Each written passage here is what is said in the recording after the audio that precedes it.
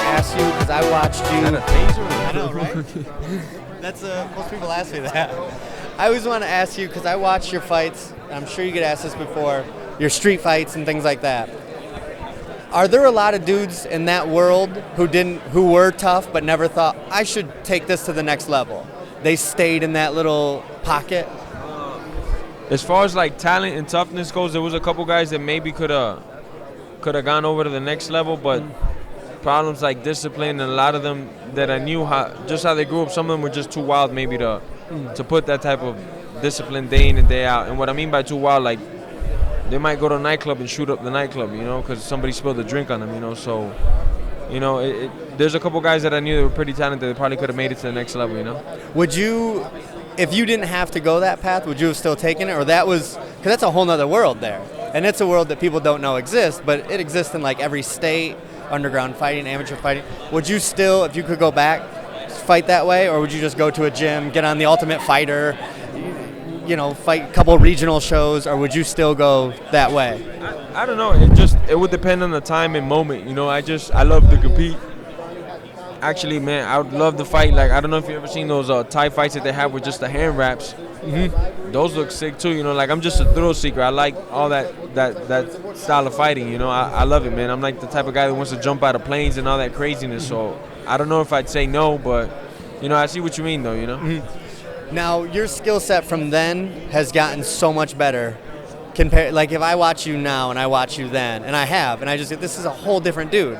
Was it all gym stuff and the discipline and all that and the people around you? Or how did you, because the you now could kill the you then. How did you get to the you now? Well, just time. Putting the time in the gym is the main thing, Thank God that no major injuries, nothing crazy's happened. Just having the time to put it into the gym and put it all together. And when guys see the street fight, that was a young me. I was like 18 at the time, so I was a kid.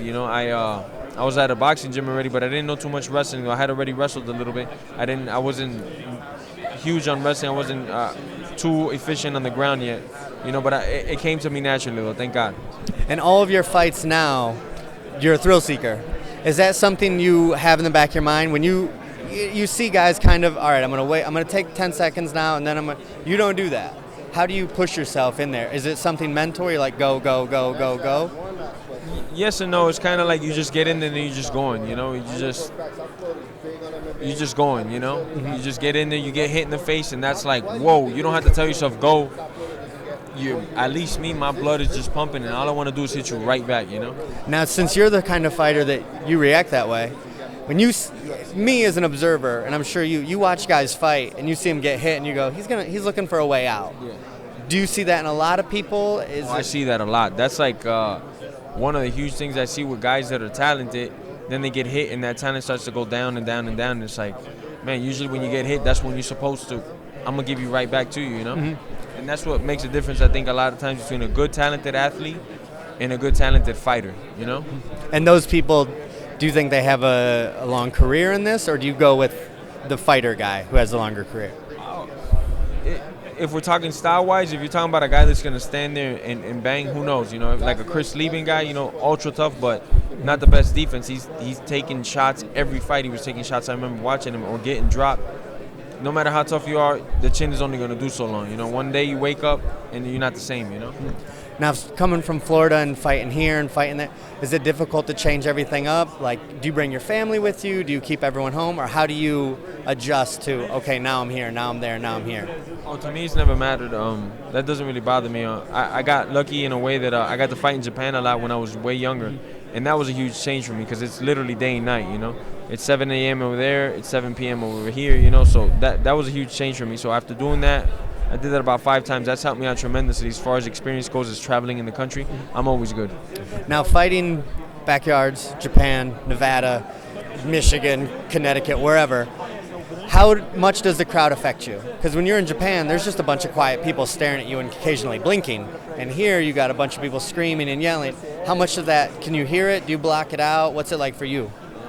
Japan was awesome because I could hear word by word what my corner was saying. That was amazing to be able to hear that. And then they'll make noises like ooh and ah when you do like a nice move. So I love Japan. That's one of my favorite places to fight in the world. Hopefully the UFC takes me in September. But I love it everywhere, man. I love it. I feed off the energy. You know, the only thing is I wish I could hear my cornerman more, but that's not possible in America. And is fighting everywhere? Because Japan, really respectful dudes. Like, they see it and they're like, oh, the technique.